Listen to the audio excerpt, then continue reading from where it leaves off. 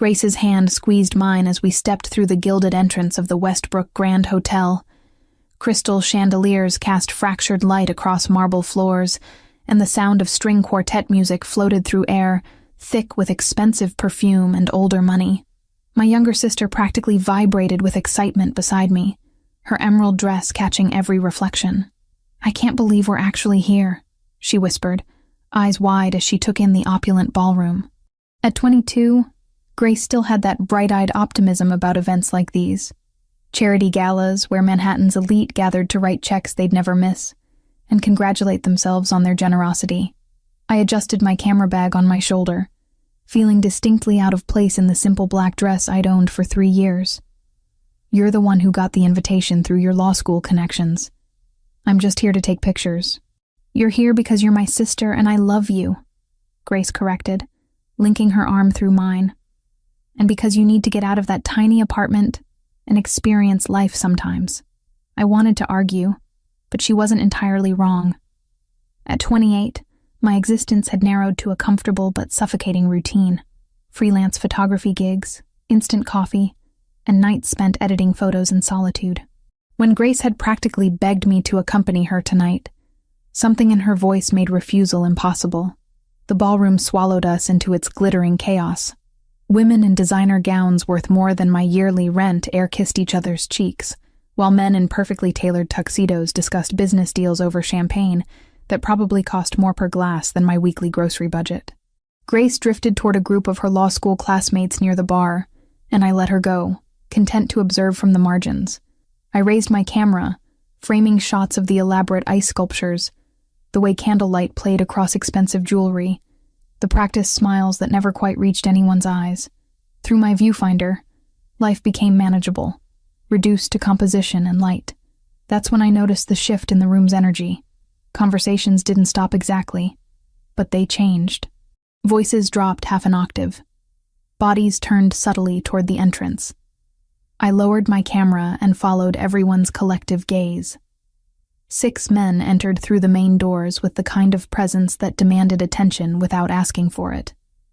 They moved as a unit, but one stood at the center, and even from across the crowded ballroom, he commanded the space like gravity itself bent around him. Tall, easily 6'2" or 6'3", with black hair swept back from a face that could have been carved from stone.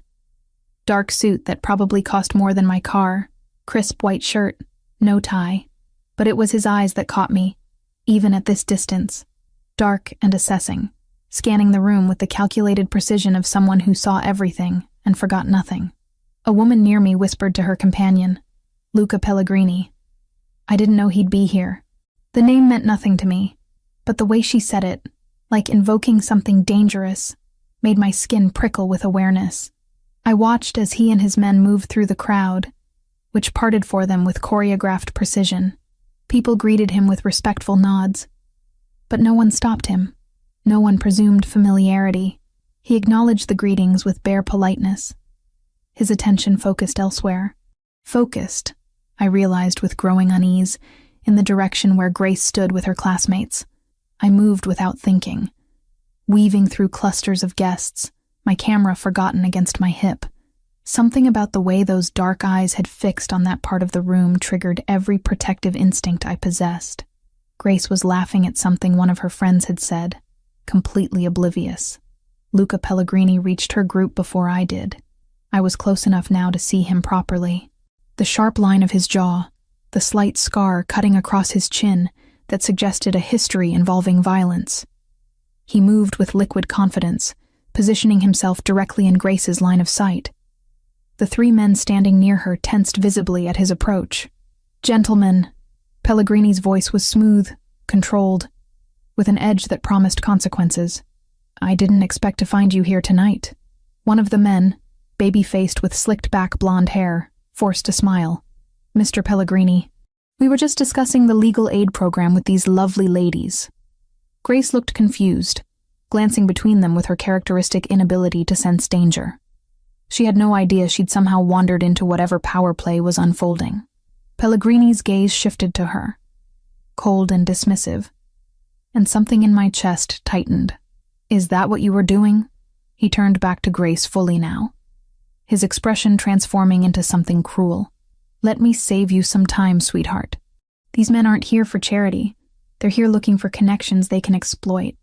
And a girl like you, pretty face, law degree from a second-tier school, desperate to make an impression? You're exactly the kind of easy target they specialize in." The words landed like physical blows. Grace's face drained of color, her mouth opening in shock. Around us, people shifted uncomfortably, but no one intervened. No one challenged him. Fury ignited in my veins, burning away every rational thought. I pushed through the last few feet separating us, and my hand connected with his face before I fully registered the decision to move. The crack of palm against skin echoed in the sudden silence that swallowed our section of the ballroom. His head turned slightly from the impact, and I felt the sting radiating through my palm. The entire world seemed to stop breathing. Slowly, deliberately, Luca Pellegrini turned his face back to look at me. A red mark bloomed across his cheek where I'd struck him. Those dark eyes, brown so deep they were almost black, fixed on mine with an intensity that should have terrified me. Around us, his men moved slightly, hands disappearing toward what I suddenly understood were concealed weapons. But he raised one hand, stopping them without looking away from me. "Who?" he said quietly, his voice dangerous in its control. "Do you think you are?" "Her sister," I managed, my voice steadier than I felt. "And someone who won't stand here and watch you humiliate a 22-year-old girl to prove whatever point you're trying to make." Something flickered across his expression. Too fast to identify. His gaze moved between Grace and me, and I saw him register the resemblance, the shared green eyes and similar bone structure. When he looked back at me, his head tilted slightly, studying me like I was a puzzle that didn't fit his expectations. Then he moved. Fast. His hand caught my wrist in a grip that didn't hurt, but absolutely prevented escape. He pulled me closer. Close enough that I could smell expensive cologne mixed with something darker, more primal. His breath was warm against my ear when he spoke. His voice dropping to a register meant only for me. "You're coming with me tonight." It wasn't a question. It wasn't a request. Before I could respond, before I could process what was happening, his men surrounded us. One of them, older with gray threading through dark hair, murmured something I couldn't quite catch. Pellegrini nodded once, and suddenly we were moving toward the exit. "Wait. No, what are you doing?" Grace's voice rose behind us, panicked. "Olivia." I tried to twist around to tell her it would be okay, even though I had no idea if that was true, but the crowd had closed between us. Pellegrini's grip on my wrist remained firm, but not painful, as he guided me through the ballroom with that same effortless command that had parted people upon his arrival. No one stopped us. No one even tried. Through the entrance, down marble steps, into the cool night air that did nothing to clear the confusion from my head. A black SUV with tinted windows waited at the curb, engine running. The door opened, and Pellegrini's hand moved from my wrist to the small of my back, applying just enough pressure to guide me inside. Self-preservation finally caught up with adrenaline. I planted my feet, turning to face him. "I'm not getting in that car." His eyes met mine, and for a moment, something almost like respect flickered in their depths. "Yes," he said simply. "You are. You can't just kidnap people from charity events. I'm not kidnapping you. I'm removing you from a dangerous situation." His hand remained steady on my back. "Your sister is being taken somewhere safe as we speak. If you want to ensure she stays that way, you'll get in the car. We'll talk. Then you'll decide." "Decide what?" "Whether you trust me enough to let me protect you both." He paused, and his voice dropped again, intimate despite the absurdity of the situation. "Or whether you prefer to take your chances with the men who were about to identify your sister as leverage against me." My mind raced, trying to make sense of his words. But nothing about this night followed any logical pattern. Behind him, I could see hotel security starting to notice our tableau. Grace was nowhere in sight. Luca Pellegrini's expression remained unreadable, patient, waiting for me to reach the only conclusion this moment allowed. I got in the car. He slid in beside me, and the door closed with a quiet final click. The vehicle pulled smoothly away from the curb, leaving the glittering illusion of civilized society behind. Only then did I realize I was still wearing my camera, its weight suddenly feeling like the last piece of my normal life. Hanging useless against my hip as Manhattan's lights blurred past the tinted windows. Silence filled the car like a third presence, heavy and expectant. I sat pressed against the leather seat, hyper-aware of the man beside me whose very existence seemed to alter the oxygen in the confined space. Through the tinted windows, the city transformed into streaks of light and shadow. "Where is my sister?" My voice came out steadier than I felt. "You said she's somewhere safe. I want proof." Luca Pellegrini didn't look at me immediately. Instead, he pulled out his phone, tapped the screen twice, and held it toward me. A video feed showed Grace in what looked like a luxury apartment, sitting on a cream sofa while a woman in professional attire offered her water. Grace looked shaken but unharmed. "That's a secure location in Brooklyn," he said. "She's with one of my people. Grace will be informed of the situation shortly. She's not in danger." I watched the screen for another moment, my heart rate gradually slowing. Grace was alive. She was safe. That had to be enough for now. "Informed of what situation exactly?" I demanded, handing the phone back. "You insulted her, dragged me out of a public event, and now we're speeding through Manhattan toward God knows where. That I saved both your lives tonight." He pocketed the phone and finally turned those intense dark eyes on me. Up close, I could see details I'd missed before, fine lines at the corners of his eyes that suggested he was older than his initial appearance. 34, maybe 35. The scar on his chin was precise, surgical. The men your sister was talking to work for Sergei Volkov, Russian organized crime. They were there specifically to identify potential leverage points against me. And you think my sister is leverage? She's a law student. She didn't matter, Pellegrini agreed. Until 3 weeks ago when she started researching a case for her criminal justice seminar. A human trafficking operation that was dismantled last year. She doesn't know it yet, but that operation had connections to Volkov's network. Her inquiries flagged in certain databases. The words hit me like cold water. Grace had mentioned a research project about legal precedents in organized crime prosecutions. I'd barely paid attention, too focused on a photography deadline to register potential danger. "You're saying they targeted her because of a school assignment?" "I'm saying they identified her as someone connected to information they'd prefer stayed buried. Tonight, they were going to use her proximity to make contact, to establish rapport. Within a week, maybe 2, they would have approached her with an opportunity. An internship, perhaps. Something appealing enough that she wouldn't question it." My mouth went dry. And the insult? Was the fastest way to make her want to leave immediately without alerting Volkov's men to my interference. If I'd approached politely, they would have known I was protecting her. This way, she looked like an embarrassed young woman fleeing an unpleasant encounter.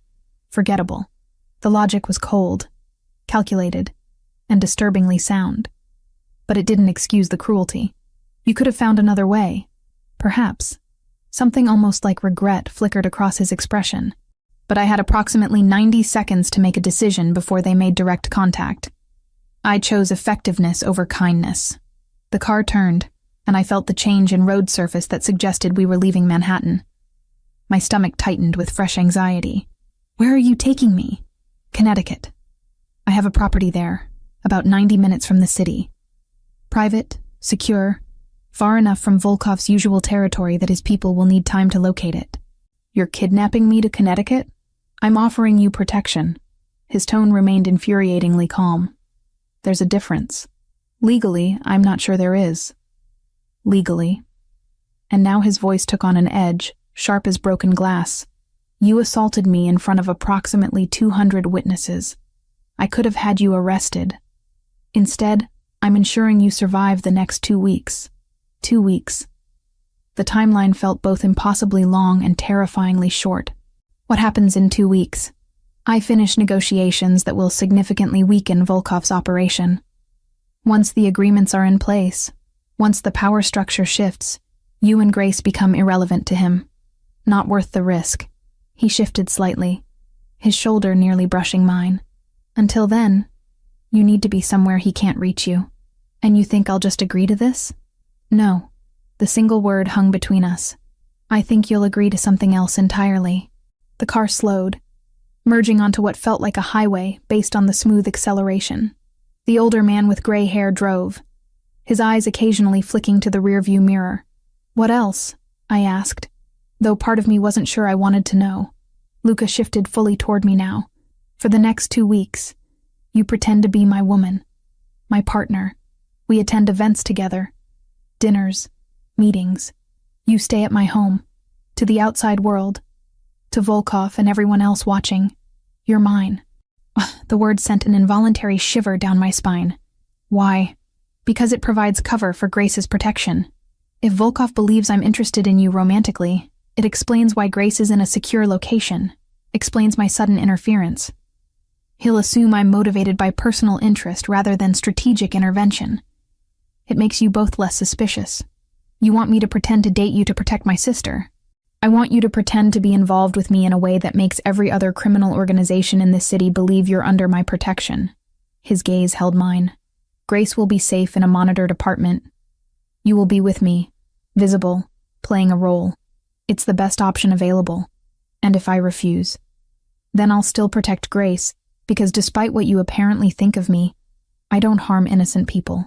But you'll be on your own, which means Volkov's people will find you within 48 hours. They'll use you to get to her, or to me, or both. Your choice." Through the window, I could see we were definitely out of the city now, trees replacing buildings. "You're telling me I have no choice at all. You have a choice." He leaned back, giving me marginally more space. "You can trust me enough to accept protection that will keep both of you alive. Or you can refuse and take your chances with men who traffic human beings for profit." Silence stretched between us, broken only by the hum of tires on asphalt. The driver murmured something in what might have been Italian. Luca responded briefly in the same language, his voice carrying authority. "If I agree," I said slowly, "I want guarantees. I want to see Grace regularly. I want proof she's safe. And I want your word that this ends in exactly 2 weeks." Agreed. No hesitation. "You can visit Grace every few days, escorted. Video calls daily if you prefer. And yes, in 2 weeks, assuming the negotiations conclude as expected, you're both free to return to your normal lives." "How?" A ghost of a smile touched his mouth. "I'm very good at making people believe what I want them to believe." The car slowed, turning onto what felt like a private road. Trees pressed close on either side, their branches creating a canopy that blocked the moonlight.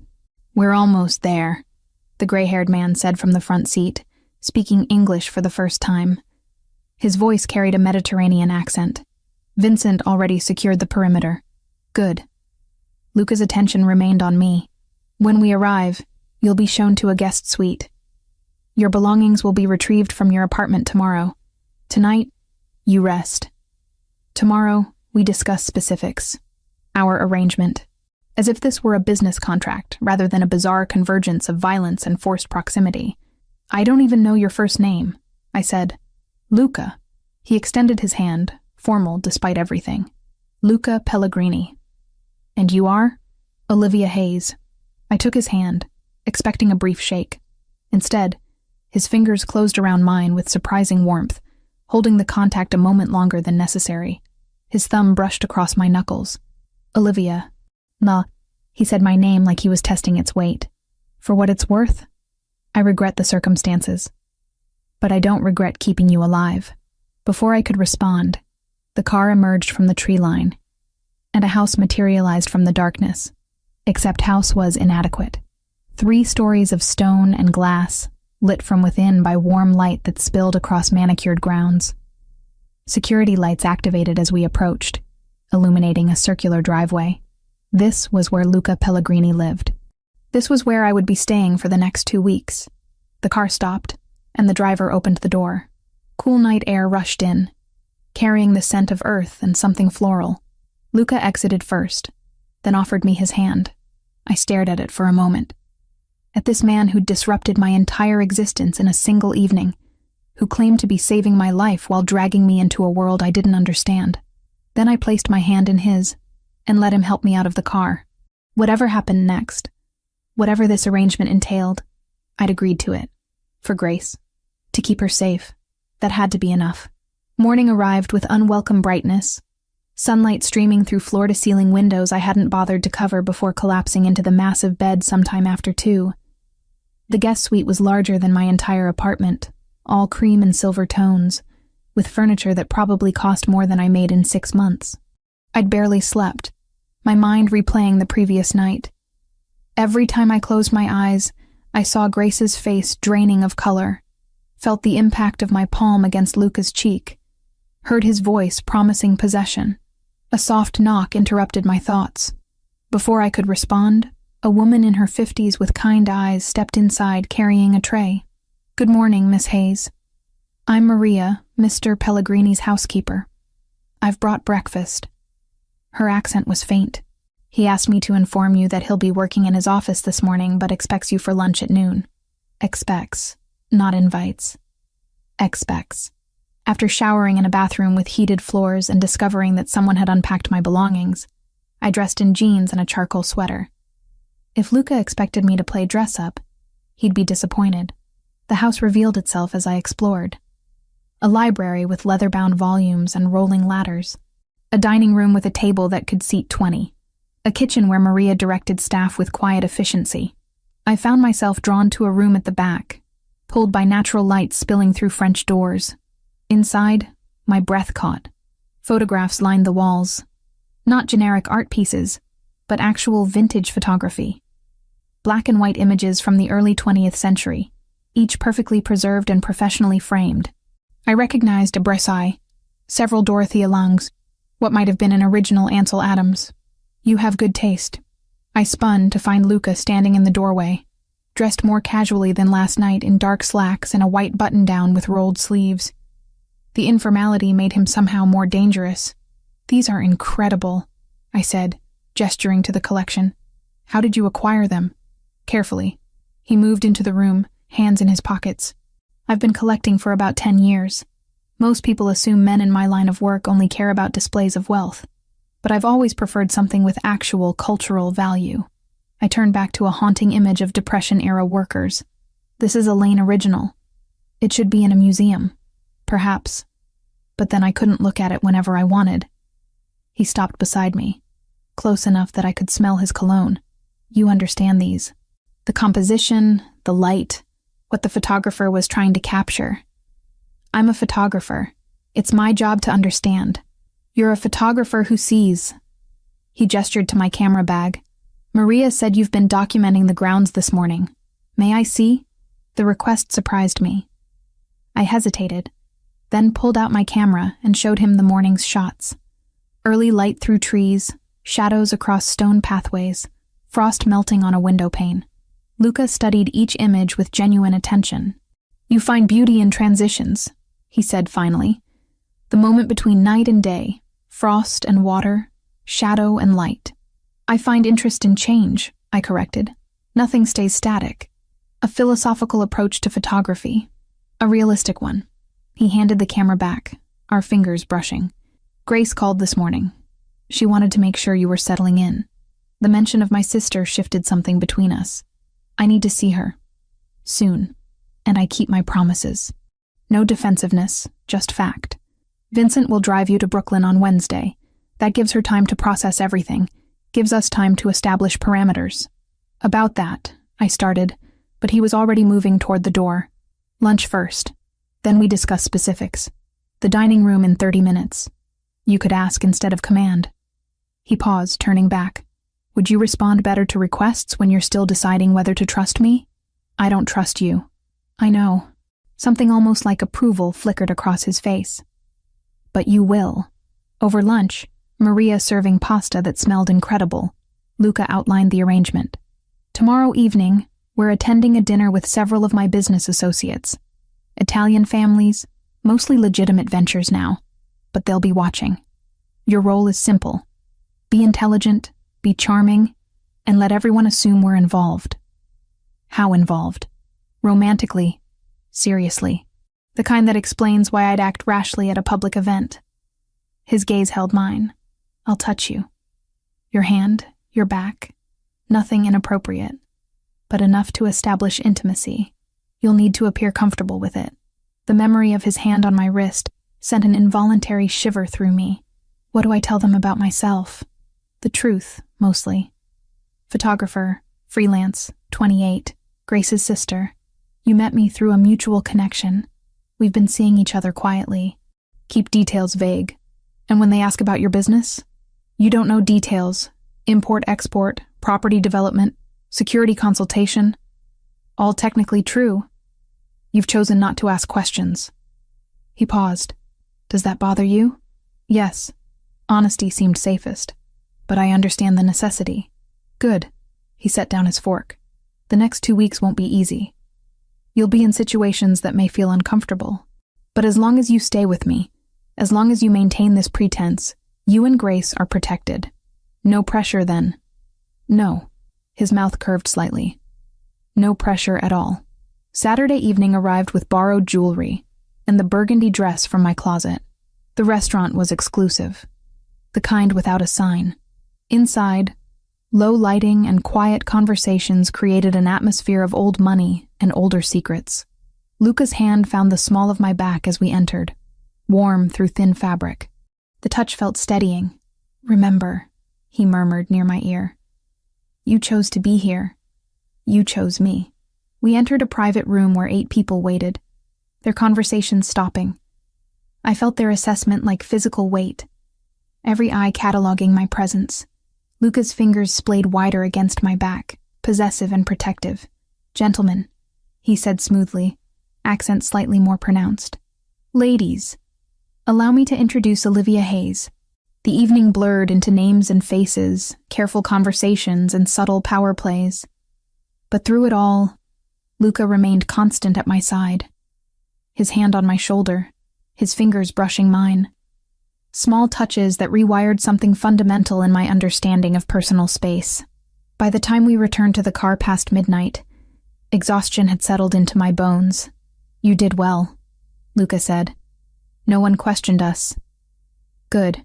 I leaned my head against the cool window. I'm not sure I could do that again tomorrow. You won't have to. Tomorrow you rest. Sunday, I spent photographing the grounds.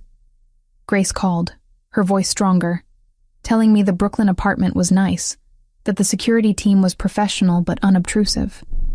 We talked for an hour about everything except the danger we were in. Monday, Luca was locked in his office on calls. I avoided him, not ready to process how easily his touch had started to feel normal.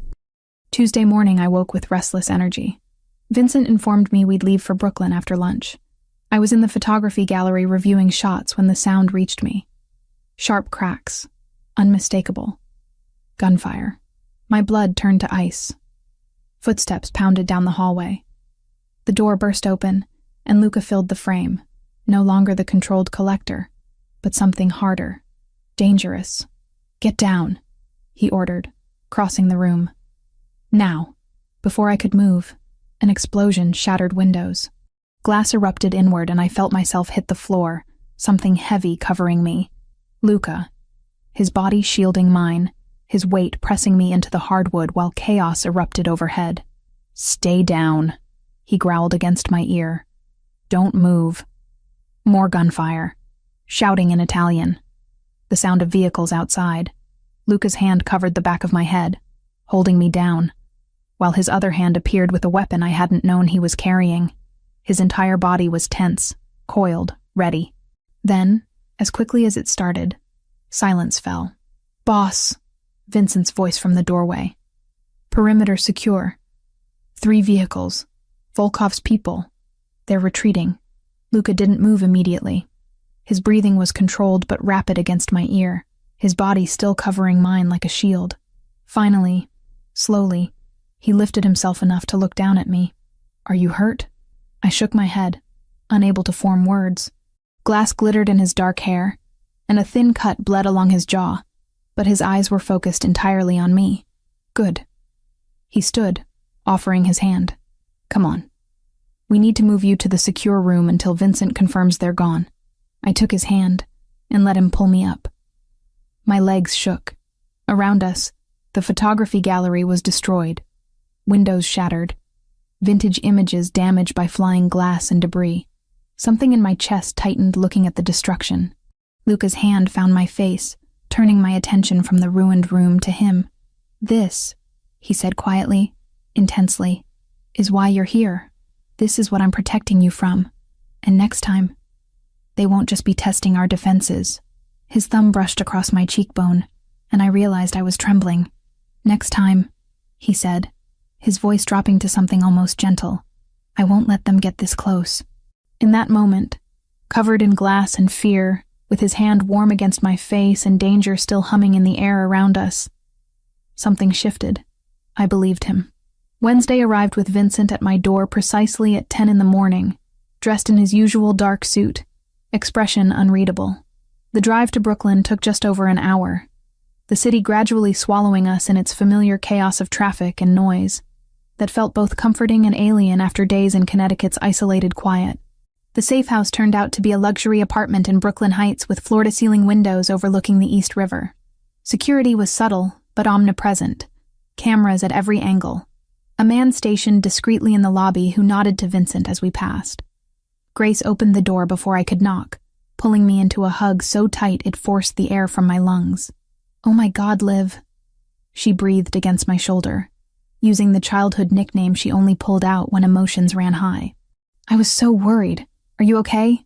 Are you safe? I'm fine. I held her at arm's length, studying her face. She looked better than I'd expected. Rested despite everything. The circles under her eyes had faded. Are you?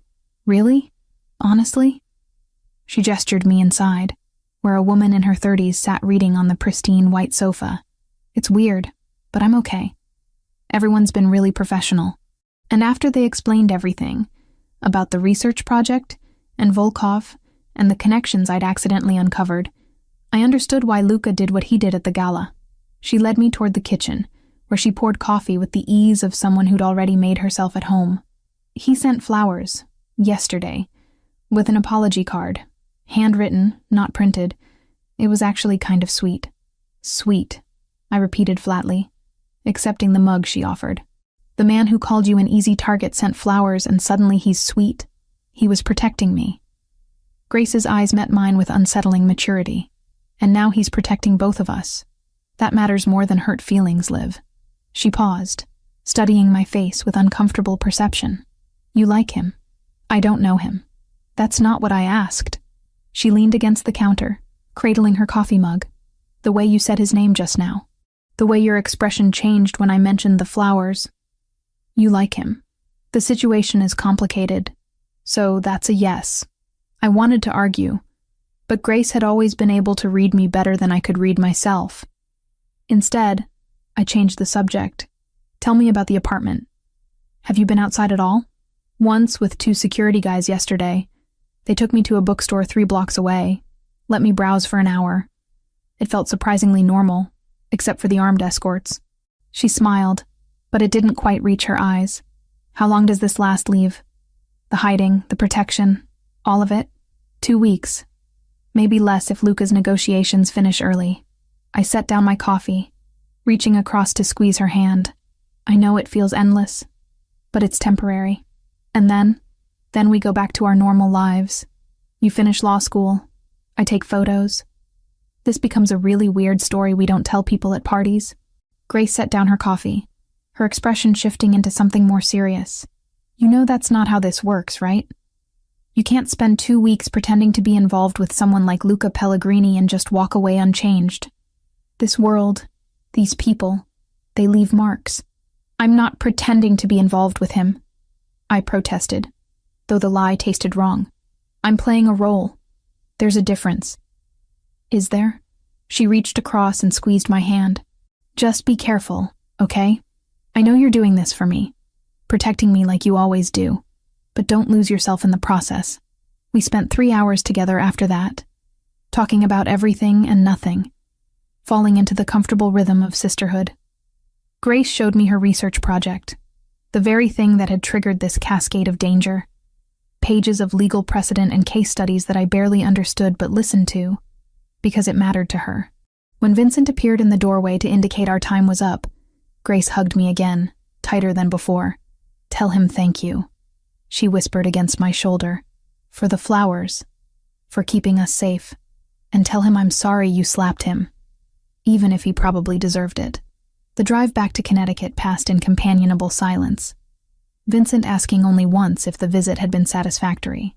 I assured him it had been, then spent the rest of the journey staring out the window and trying not to think about Grace's words echoing in my head. You like him. We arrived at the mansion as afternoon light gilded the stone facade in warm tones. Vincent escorted me inside, then disappeared toward whatever security station he commanded. I headed for my room, when voices from the partially open door of Luca's office stopped me mid-stride. The negotiations are proceeding slower than anticipated. Luca's voice, tense in a way I hadn't heard before. Volkov's lieutenants are pushing back on the territory agreements. They want more concessions. Then we give them less. A voice I didn't recognize, male, older, forced their hand. And risk open war? With Olivia and her sister exposed? Luca's tone sharpened. Not acceptable. A pause. Then the older voice again, softer now. You've gotten attached. I've gotten responsible. There's a difference. Is there? The same question Grace had asked, applied to different context. I should have kept walking, but my feet refused to move. She's under my protection, Luca said firmly. That means something. It means she's leverage if Volkov figures out she's more than a convenient fiction. Then we make sure he doesn't figure it out. A chair scraped against floor. Tomorrow night's dinner with the Castroviani family is crucial. If we can secure their alliance, Volkov's position weakens significantly. Olivia will be with me. And after? When the 2 weeks end and she leaves? Silence stretched so long I thought perhaps they'd moved to a different topic. Then Luca spoke again, his voice barely audible. Then she leaves. I should have walked away then. Instead, I knocked lightly on the doorframe, pushing the door open fully. Luca stood behind his massive desk, looking up as I entered. The other man, older with silver hair and sharp eyes, sat in one of the leather chairs, assessing me with calculating precision. Olivia. Luca's expression shifted, professional mask sliding into place. How was your sister? Better than expected, actually. I stepped inside. She asked me to thank you for the flowers. It was the least I could do after traumatizing her at a charity gala. He gestured to the other man. This is Giovanni Castroviani. His family controls shipping operations throughout the Northeast. Giovanni, Olivia Hayes. The photographer, Giovanni said, standing to shake my hand with old-world courtesy. Luca mentioned your work. You have an exhibition in Soho scheduled, I understand? I blinked, surprised. Eventually. It's still in planning stages. My daughter is a gallery owner in Manhattan. Giovanni offered. She might be interested in reviewing your portfolio. I don't need charity networking, I said before I could stop myself. Both men looked at me with surprise. I appreciate the thought, truly, but I'd prefer my work stand on its own merit. Giovanni's laugh was unexpected, warm and genuine. She has spine. Good. Too many people in our circles forget how to say no. He turned to Luca with approval. I see why you keep her close. After Giovanni departed with promises to continue negotiations at tomorrow's dinner, Luca and I stood in the suddenly quiet office, afternoon light slanting through tall windows. You didn't have to decline his daughter's contact, Luca said finally. It wasn't charity. Your work is genuinely exceptional. How would you know? You've seen maybe 6 photos total. I've seen enough. He moved from behind his desk, closing the distance between us. And I've spent 10 years learning to recognize quality when I encounter it. The compliment settled uncomfortably in my chest, warming spaces I didn't want warmed. About tomorrow night, I started, needing to shift to safer ground. What do I need to know? The Castroviani family is old money, traditional values. His expression grew serious. Giovanni's wife will be there, likely several of his children. They'll want to see us as a unit, stable and committed. He paused, his gaze holding mine. There will be dancing. Dancing. It's expected at their events. A proper band, a formal dinner, then dancing afterward. You'll need to be comfortable with me touching you more intimately than we have so far. My mouth went dry. Define intimately. My hand on your waist. Your hand on my shoulder. Close enough that we're breathing the same air. He took another step closer, demonstrating, his fingers settling lightly at my waist even now. This close. For several songs, in front of everyone watching. I should have stepped back. Instead, I found myself asking, "Do you even know how to dance?" "I'm Italian." His mouth curved into something that might have been amusement. I was dancing before I could properly walk. His other hand found mine, positioning it on his shoulder. "The question is whether you can follow. I'm not helpless." "Prove it." There was no music, no band, just the quiet office and afternoon light, and the sudden awareness of every point where our bodies connected. Luca started moving, a slow, simple pattern that I followed instinctively. "See?" he murmured, his voice lower than usual, intimate. Not helpless at all. We turned slowly, his hand firm at my waist, guiding without forcing. I could smell his cologne, feel the warmth radiating from his body, notice details I'd been trying to ignore, the way his jaw tightened when he concentrated, the flecks of lighter brown in his dark eyes, the precise way his fingers pressed against my waist, not possessive but unmistakably present. "This is just rehearsal," I said, more to myself than him. "For tomorrow. Just rehearsal," he agreed, but something in his tone suggested he didn't believe it any more than I did. We stopped moving, but he didn't immediately release me. His thumb traced a small circle against my waist. Whether consciously or unconsciously, I couldn't tell. "When you leave," he said quietly, his gaze fixed on mine. "After the 2 weeks end, where will you go?" The question caught me off guard. "Back to my apartment. Back to work. Back to normal life." "And Grace?" "Same. Back to law school. Back to being a regular student." Just like that. As if none of this happened. "Isn't that the plan?" I countered. 2 weeks, then freedom?" "Yes." He said the word like it tasted bitter. "That's the plan." His hand dropped from my waist, the loss of contact somehow louder than any touch had been. He stepped back, professional distance reasserting itself like a physical barrier. "Maria will have an appropriate dress for you tomorrow. Something formal. Dinner starts at 7. He turned back toward his desk. "Get some rest tonight. Tomorrow will be exhausting." I left the office feeling like I'd just survived something more dangerous than gunfire through windows. That night, sleep eluded me. I lay in the oversized bed, staring at shadows on the ceiling, and replayed the afternoon. His hand at my waist, his voice dropping into something intimate. The way he'd looked at me when asking where I'd go after this ended. Grace's words echoed. "Don't lose yourself in the process." Too late, I thought. I was already lost. Saturday morning arrived with birdsong and unusually warm sunlight. I'd spent Friday preparing for the evening's crucial dinner, Maria fussing over the emerald green gown that had appeared in my closet. But Saturday felt different. Quieter. Luca had mentioned business calls most of the morning, leaving me with unexpected freedom. I grabbed my camera and headed outside, drawn to grounds I'd only glimpsed in fragments. The property was more extensive than I'd realized.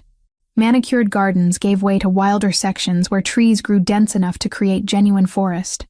I wandered deeper, following a stone pathway between ancient oaks, my camera capturing shadow and filtered light.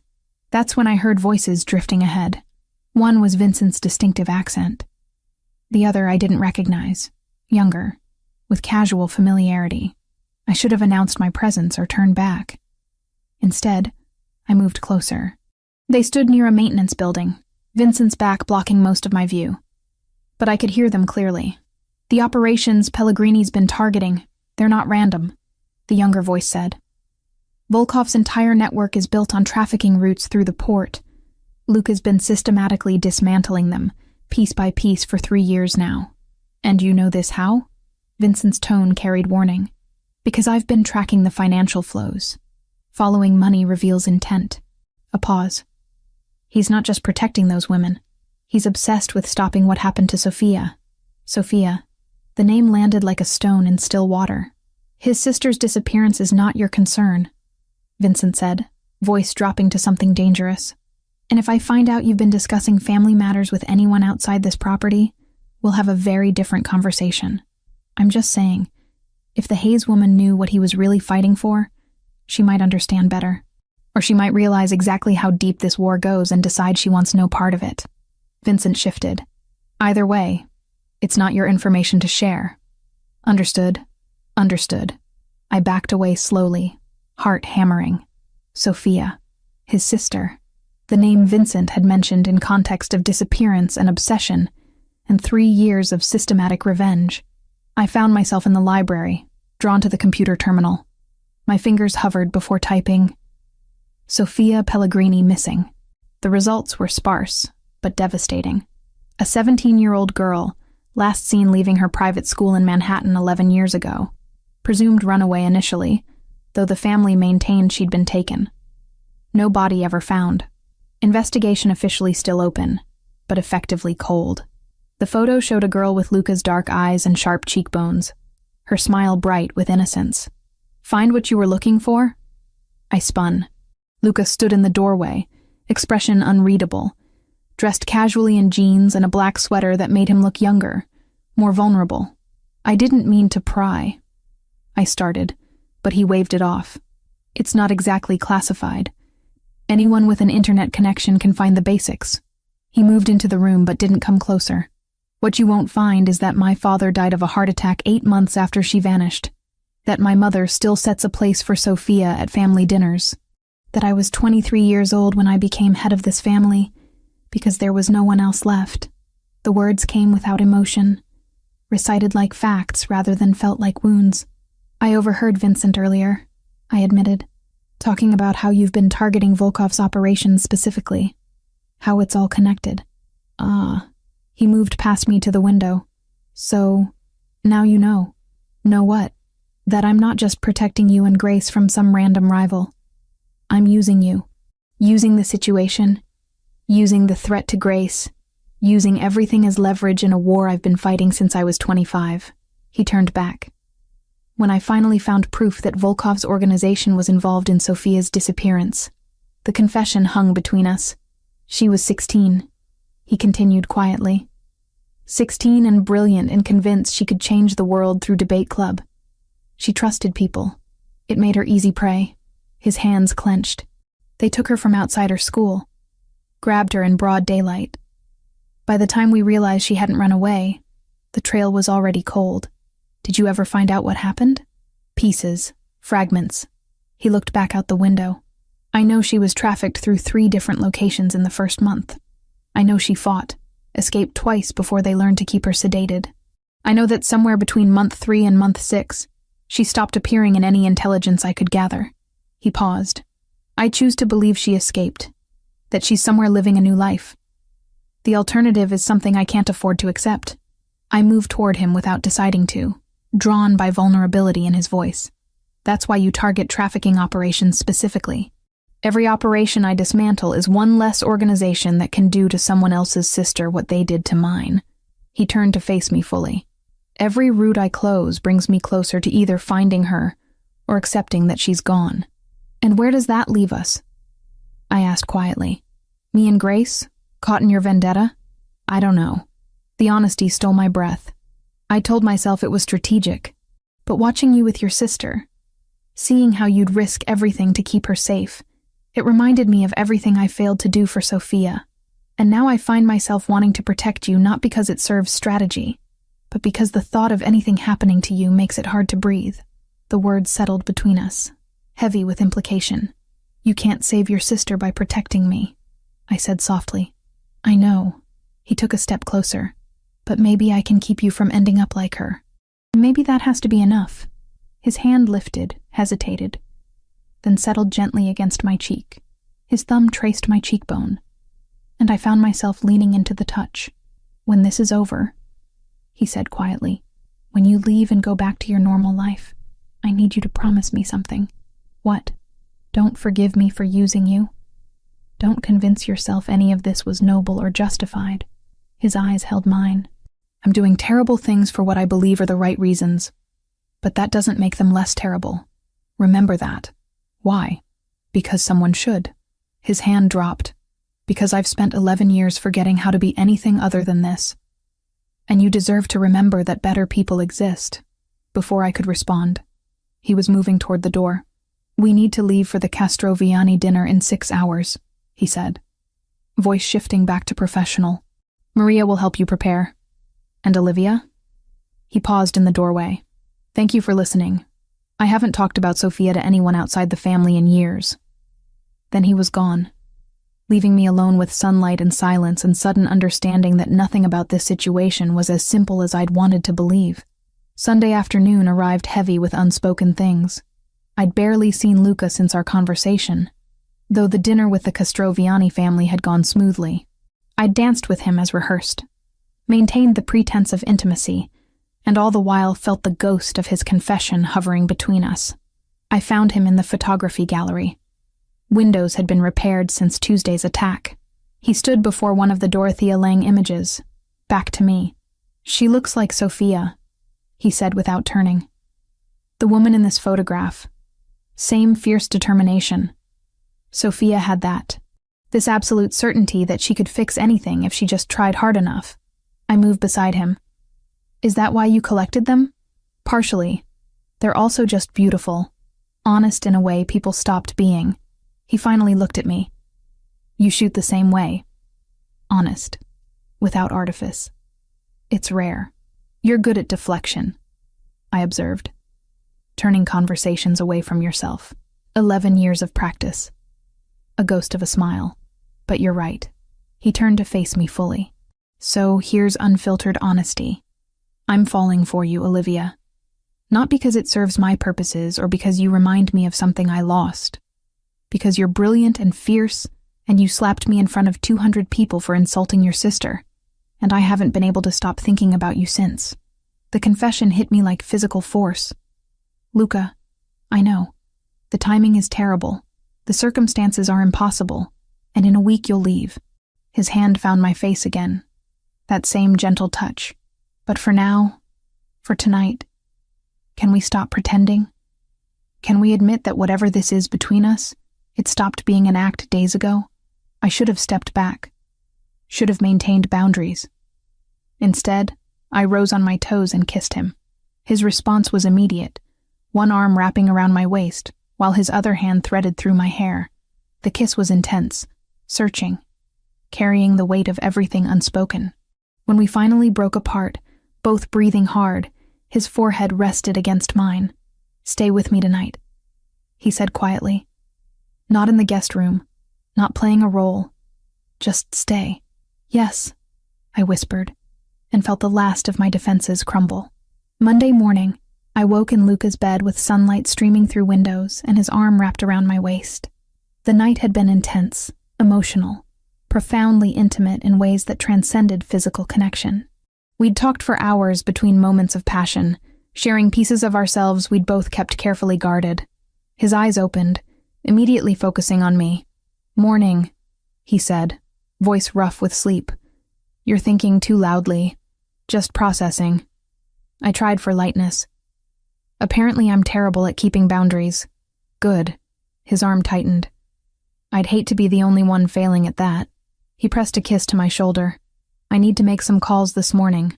"Stay here? We'll have breakfast together after?" 2 hours later, dressed and caffeinated, I was reviewing photos when my phone rang. Grace's number. "Hey," I answered, smiling despite everything. "Liv." Her voice was wrong. Tight, controlled, terrified. "Liv, listen carefully.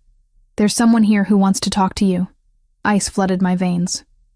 "Grace?" The phone rustled, changed hands. Then a voice I didn't recognize. Male, accented. "Miss Hayes. How lovely to finally speak directly. Who is this?" "Where's my sister?" "Your sister is currently sitting on her very nice sofa, looking quite frightened, which is unfortunate, really." The voice carried casual cruelty. "My name is Sergei Volkov. I believe you've heard of me." The world tilted. "What do you want?"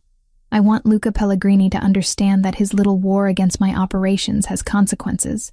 I want him to feel what it's like to lose something precious. And I want you to deliver a message." "What message?" "Tell him he has 24 hours. If he wants to see your sister alive again, he'll meet me at the coordinates I'm sending. He comes alone, or she dies. He brings anyone, she dies. He tries anything clever, she dies. Am I being sufficiently clear? Let me talk to her," I demanded, voice shaking. "Let me talk to Grace right now." Another rustle. Then Grace's voice, small and terrified. "Liv, I'm okay. They haven't hurt me. But there are 4 of them, and Marco. He's one of Luca's guards. He let them in. Liv, I'm scared. It's going to be okay, I said, trying to sound certain. I promise.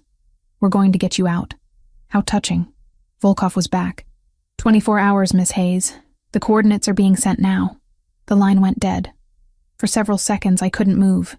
Couldn't breathe. Then I was running, phone clutched in my hand, racing toward Luca's office. I burst through the door without knocking. Luca looked up, expression shifting instantly to alarm when he saw my face. What happened? Volkov has Grace. The words came out barely above a whisper. He has Grace. Marco let them into the apartment. They took her. Luca was already moving, phone in hand, barking orders in rapid Italian. Vincent appeared within seconds, face grim. How long ago? Luca demanded, voice deadly calm. Maybe 5 minutes. He called me, Volkov himself. He wants you. Said you have 24 hours to meet him. Alone, or he kills her. Marco. Vincent's voice was flat. I'll find him. Already dead or gone, Luca said, eyes never leaving mine. Focus on location. Get every resource tracking Grace's phone, the apartment's security feeds, anything. Vincent disappeared. Luca moved toward me, hands finding my shoulders, grounding me. Listen to me, he said, voice intense, commanding. This is not your fault. Do you understand? This is Volkov forcing a confrontation he knew was coming. He took her because of me, because I'm leverage against you. Tears were hot on my cheeks. This is exactly what you warned me about. No. His hands framed my face. He took her because he's desperate and cornered. The Castroviani alliance destroyed his support base. He's making a last move, and it's going to be his final mistake. You can't go, I said, understanding his intent. That's what he wants. Of course he is. Something in Luca's expression hardened into something lethal. But he's made a critical error. He thinks I care more about my war than keeping people I love safe. His thumbs brushed away my tears. He's about to learn exactly what happens when you threaten my family. Luca, I'm going to get her back, Olivia. I promise you, I'm going to bring Grace home safe. He pulled me against his chest. But I need you to trust me. Can you do that? I nodded against his shoulder. Over the next hours, the mansion transformed into a war room. Vincent returned with grim news. Marco's body had been found 3 blocks from the apartment. Throat cut. But they'd tracked vehicles that had taken Grace to an abandoned warehouse in Red Hook, Brooklyn. The coordinates Volkov had sent matched the location. It's a trap, Vincent said, studying satellite images. He's too confident about the location. Of course it's a trap. Luca traced entry points. But he's counting on me coming alone. So we won't. He said if you bring anyone. I started. He'll kill her regardless. Luca's voice was flat. The moment I walk in alone, I'm dead. Then Grace is dead. Then he moves against you. That's the play. So we change the game. He outlined the plan with military precision. Vincent would lead a team to secure the perimeter. Luca would enter through the main entrance, but 3 minutes behind him, a second team would breach from the north wall. Fast, violent, overwhelming force. You're still walking into a kill box, I said quietly. 3 minutes is a long time. His eyes met mine. I've survived worse odds. He took my hand. I've spent 11 years preparing for this confrontation. Every move I've made, it's all been leading to this moment. I'm not going to fail now. By early evening, the team was ready. 14 men, all Vincent's most trusted. Luca dressed in dark tactical gear, checking weapons with practiced efficiency. I watched from the doorway, memorizing details. The way his hands moved with confidence. The set of his shoulders carrying command. The brief moment when his gaze found mine, and something vulnerable flickered before he locked it down. He crossed to me, spoke quietly. If this goes wrong, if I don't make it back, Vincent has instructions to protect you and Grace. New identities, new city, enough money to disappear completely. You'll be safe. Don't. I grabbed his tactical vest. Don't talk like you're not coming back. I plan to. His hand covered mine. But plans change, and you need to know you're protected either way. He leaned down, pressed his forehead to mine. I love you. I need you to know that. Whatever happens tonight, I love you. The words hit me like physical impact. Luca, you don't have to say anything. His lips brushed mine, brief and devastating. Just remember. Then he was moving away, toward Vincent and the team, toward vehicles waiting, toward whatever violence awaited. I stood frozen, watching taillights disappear, and prayed to gods I didn't believe in that he'd keep his promise. Time crawled. I sat in Luca's office, staring at my phone. Maria brought tea I didn't drink. My phone buzzed. Text from Vincent. In position. 60 seconds. Another eternity. Then, breach in 3, 2, 1. Silence stretched like pulled wire. Finally, secured. Grace safe. Coming home. I collapsed back, shaking. Grace was safe, but nothing about the message said Luca was okay. 20 minutes passed before my phone rang. Vincent's number. Tell me, I said. Grace is unharmed. Minor cuts and bruises, mostly traumatized but physically okay. We're en route. ETA 40 minutes. And Luca? A pause that made my heart stop. Injured. He took a bullet during the breach. Left shoulder, through and through. He's conscious and stable, but he needs medical attention. How bad? Bad enough he needs a doctor. Not bad enough he's going to die. Vincent's voice softened. He refused transport to a hospital. Said he promised to bring your sister home, and that's what he's doing. Stubborn, impossible man. 40 minutes, I repeated. I spent them preparing the guest room, making sure Maria had medical supplies ready, forcing myself to stay busy. When headlights finally swept across the driveway, I was already running barefoot across gravel. The vehicle stopped, and then Grace was there, stumbling out, face pale and tear-streaked, but alive. And I caught her as she collapsed against me. I'm sorry, she sobbed. I'm so sorry, Liv. It's not your fault. I held her tight. None of this is your fault. Behind her, Luca emerged from the second vehicle, Vincent supporting his weight. Blood soaked through his left sleeve, and his face was gray with pain, but his eyes found mine. Told you, he said, voice rough. Brought her home safe. Then his knees buckled, and Vincent was shouting for the doctor, and everything devolved into chaos as they got him inside. Grace and I stood in the driveway holding each other, while violence and love and sacrifice bled together in the darkness around us. The doctor worked on Luca's shoulder in the master bedroom while I sat with Grace in her room. She'd showered and changed, but her hands still trembled around the mug of tea Maria had prepared. They didn't hurt you? I asked for the third time, needing confirmation. They didn't touch me. Grace's voice was hollow. Volkov kept saying I was valuable merchandise, that damaged goods weren't useful for negotiations. It was almost worse, being treated like property instead of a person. Her eyes met mine. Older somehow. Marco was there. I trusted him, Liv. He'd been protecting me for days, and then he just let them in, handed me over like it was nothing. I'm sorry. I pulled her against me. I'm so sorry this happened. It's not your fault. It's not even Luca's fault. She pulled back, wiping her eyes. It's just what happens in this world. People use other people, and violence is always beneath the surface. She looked toward the door. Is he going to be okay?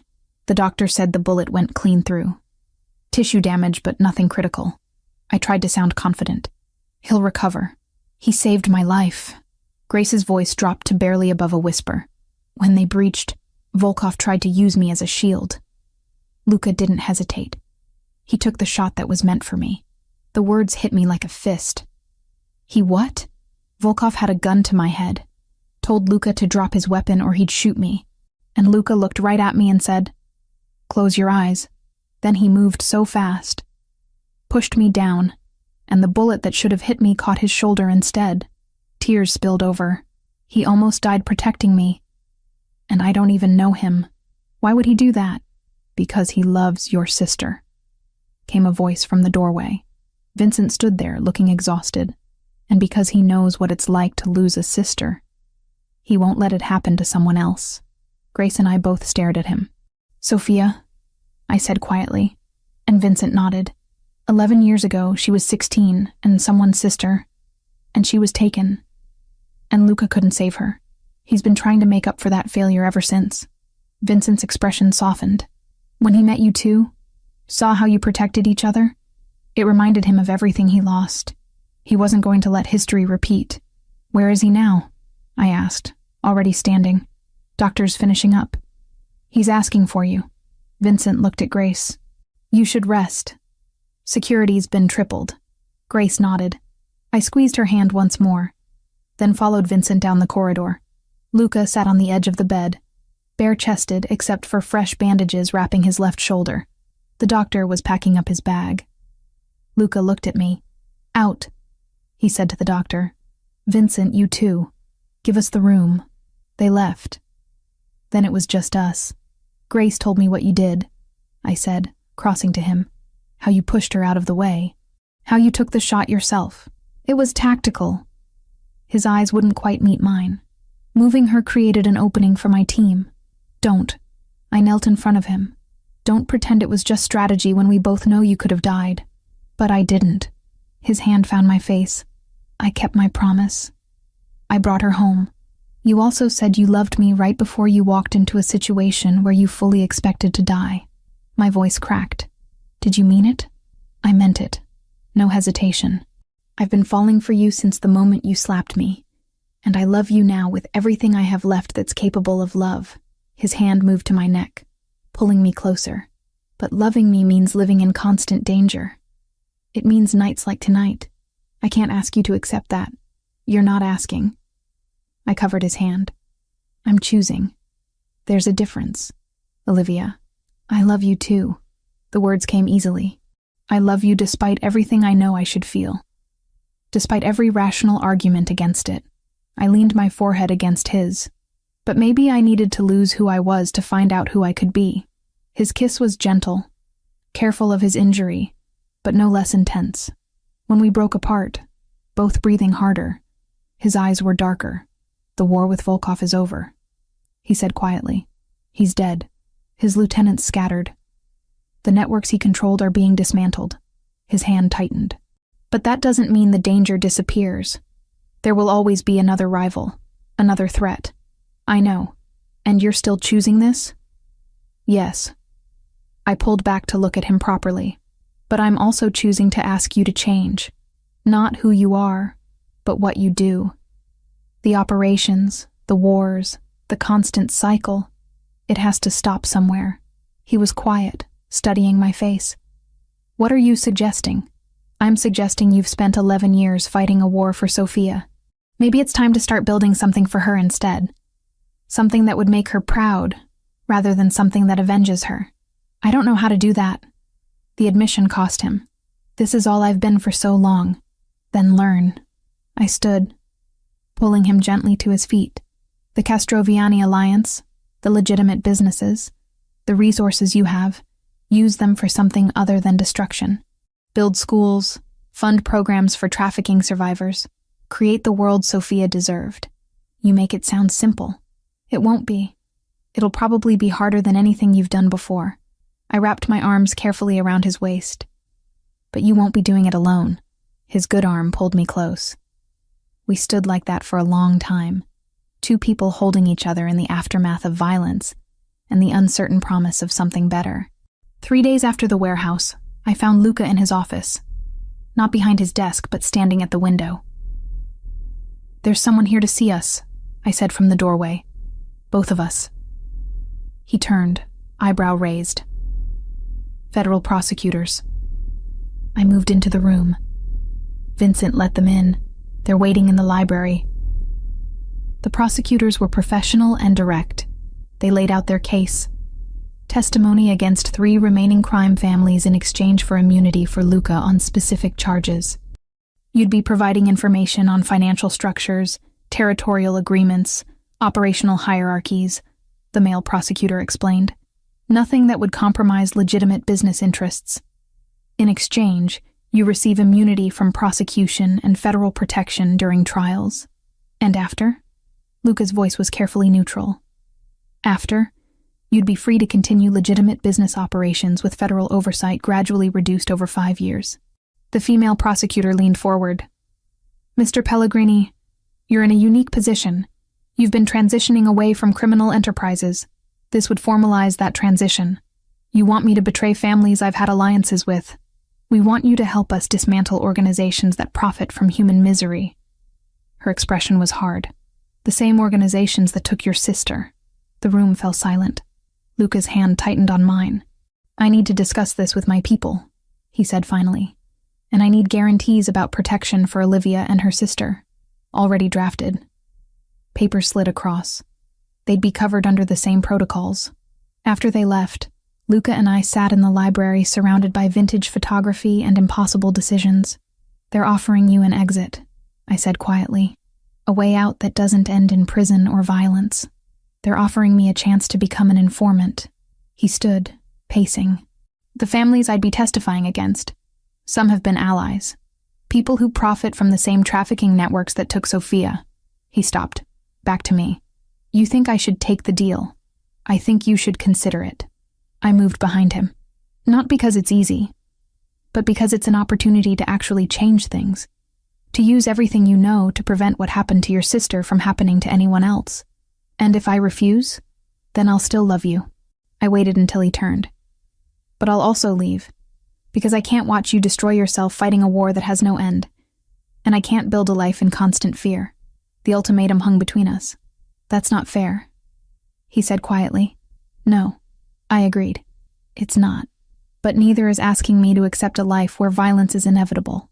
I stepped closer. "I'm asking you to choose us. Choose the possibility of something better. Choose to believe Sophia would want you to build rather than destroy." His hand covered mine, pressing it against his heartbeat. For a long moment he was silent. "All right," he said finally, so quietly I almost missed it. "All right, I'll take their deal." The breath I'd been holding released. "You're sure?" "No," a ghost of a smile. "But I've never been less sure of anything and more certain it's the right choice." He pulled me against him. "You're asking me to trust in something I've never believed in. That there's a way forward that doesn't end in violence. I'm asking you to try." I looked up at him. "And I'm promising to be there while you figure it out." He kissed me then. Deep and searching and full of promises neither of us was entirely sure we could keep. But we had time now. Time bought with testimony and federal protection and the slow process of building something new. When Vincent found us later, when Grace joined us for dinner and smiled genuinely for the first time since the warehouse, when Maria brought coffee and looked at Luca with approval, it felt like the beginning of something. Not an ending. Never that simple, but a beginning. 3 months later, the world looked different in ways both subtle and profound. I stood in the gallery space in Soho, my gallery space, adjusting the placement of a photograph for the 3rd time. The image showed early morning light filtering through Connecticut trees, shadows and illumination caught in transition. It had been taken from Luca's mansion grounds during those first chaotic days. "You're overthinking it." Grace's voice came from behind me. She stood in the doorway in jeans and a blazer, looking healthier than she had in months. Therapy had helped. Time had helped more. "The placement is perfect. Stop fidgeting." "It's my first solo exhibition," I protested. "I'm allowed to fidget." "Fair enough." She moved into the space, studying the photographs. "These are really good, Liv. Not just technically good, but meaningful. They tell a story." They did tell a story. The story of 2 weeks that had transformed into something permanent. Of danger and protection, and love found in impossible circumstances. Together, the images formed a narrative of change and growth, and choosing to build something new. "What time is the opening?" Grace asked. 7. "Luke is supposed to be here by 6:30, but he had meetings with his lawyers that might run late." Grace's expression softened. "The trial stuff?" "The trial stuff." I nodded. "He's been testifying for 2 months now. It's exhausting, dredging up everything. But he says it's necessary." "It is necessary." Grace squeezed my hand. "What he's doing, it's dismantling organizations that have hurt so many people, including us. That matters." It did matter. But watching Luca navigate the legal system, seeing him transform from someone who'd operated outside the law to someone working within it, had been harder than either of us anticipated. The legitimate businesses were thriving, property development and security consultation firms completely above board. But letting go of the rest had required courage I was still learning to appreciate. The gallery door chimed. Vincent entered, looking uncomfortable in civilian clothes. Behind him came Maria, beaming with pride, and then Luca. He'd changed over these months. Still commanded any room he entered, still carried that liquid confidence. But something had softened around the edges. The constant vigilance had eased. He looked like someone who'd finally allowed himself to believe in peace. Our eyes met across the gallery, and his expression transformed into something warm and genuine, reserved only for me. He crossed the space and pulled me into his arms. "Sorry I'm late," he murmured against my hair. "The prosecutors had additional questions. It ran longer than expected. You're here now." I pulled back. That's what matters. His shoulder had healed completely, leaving only a faint scar. Physical recovery had been straightforward. Emotional recovery, learning to build rather than destroy, had been infinitely more complex. But he'd committed to it with the same intensity he'd once brought to war. "The photographs are extraordinary," he said, gaze moving to the walls. "Though I may be biased since I recognize most of the locations." Biased or not, I'll take the compliment. I linked my fingers through his. "Come on, let me show you the final layout." We moved through the gallery together, my voice explaining compositional choices while he listened with genuine attention. Grace and Vincent trailed behind. Maria claimed a spot near the entrance. "This one?" Luca stopped before a photograph I'd taken the morning after the warehouse rescue. It showed his office in dawn light, papers scattered. "This feels vulnerable in a way I'm not sure I'm comfortable displaying." "Good." I squeezed his hand. "Vulnerability means it's honest. And you promised you'd try being honest instead of controlled." "I'm discovering honest is significantly more uncomfortable." But he smiled when he said it. People began arriving shortly after 7. Gallery owners and critics, photographers I'd admired, friends, strangers. The space filled with conversation and wine. Giovanni Castroviani appeared with his daughter Bella, the gallery owner who'd reached out months ago. She'd taken genuine interest in my work, and her professional support had been instrumental. "Your eye for transitional moments is remarkable," Bella said, studying a series of images. "You capture the moment between states beautifully." "I've had a lot of practice with transitions lately," I admitted. "Personal experience informs the work."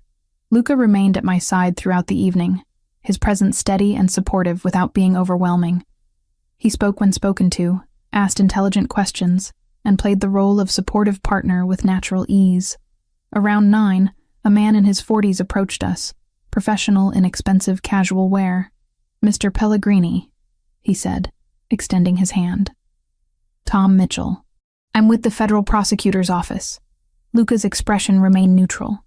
"Mr. Mitchell, I wasn't expecting to see you here tonight. I came for the art. My wife is a photographer." Mitchell glanced at me. "Your work is impressive, Miss Hayes." He turned back to Luca. "I also wanted to tell you that your testimony in the Marconi case was instrumental. The jury returned a guilty verdict this afternoon on all counts." Luca's hand tightened on mine. "All counts," he repeated quietly. "All counts. Racketeering, money laundering, human trafficking conspiracy. The evidence you provided was crucial." Mitchell's expression was serious. "I know this hasn't been easy, but what you've done will save lives. Already has saved lives. Thank you." Luca's voice was steady. "That means more than you probably realize." Mitchell nodded. "You're building something worthwhile here. Don't let anyone convince you otherwise. Either of you." After he moved away, Luca stood very still. Then he exhaled slowly, tension bleeding away. "All counts," he said quietly. "That's 3 major trafficking networks dismantled in 2 months. 3 networks that can't hurt anyone else," I said. 3 networks that can't do to someone else's sister what they did to Sophia." His arm wrapped around my waist. 3 months ago, I couldn't have imagined this. Standing in an art gallery, hearing that testimony actually mattered.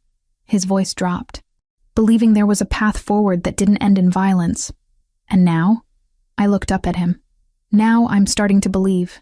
His lips brushed my head. "You asked me to choose us, to choose building instead of destroying. I'm still learning, but I'm starting to believe it's possible. Across the room, Grace was talking with Bella about her upcoming internship at a legal aid clinic focused on trafficking survivors. She'd transformed fear into purpose. Vincent stood near the door. Maria chatted with guests. This strange, unconventional family we'd built from chaos. The evening wore on. Wine flowed, business cards exchanged, photographs sold. As the crowd thinned around 11, Luca pulled me aside. "I have something for you," he said, reaching into his pocket.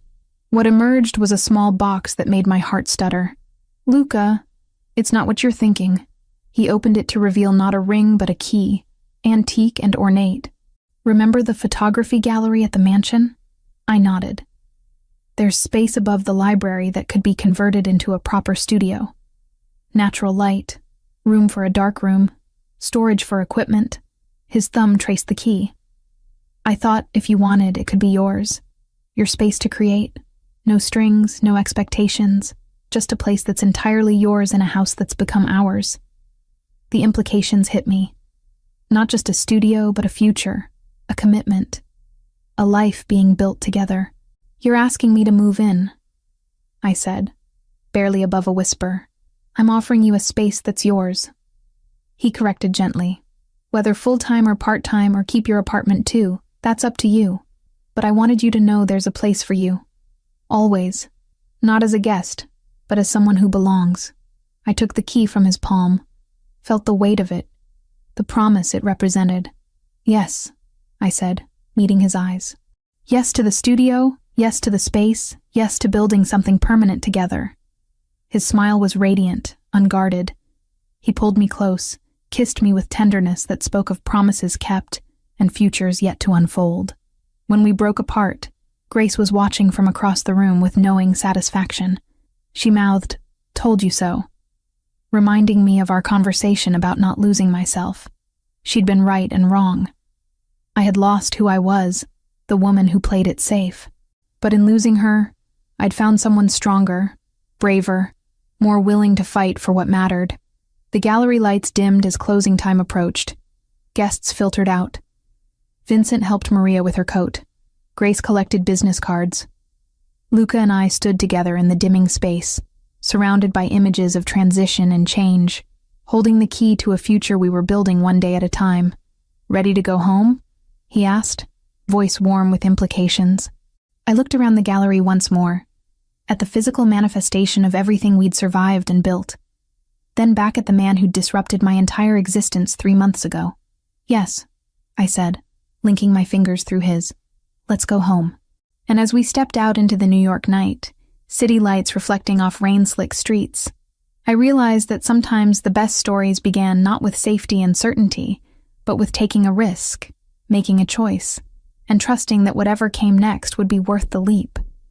3 months ago, I'd slapped a mafia boss at a charity gala. Tonight, I walked beside him into a future we were building together, one honest moment at a time.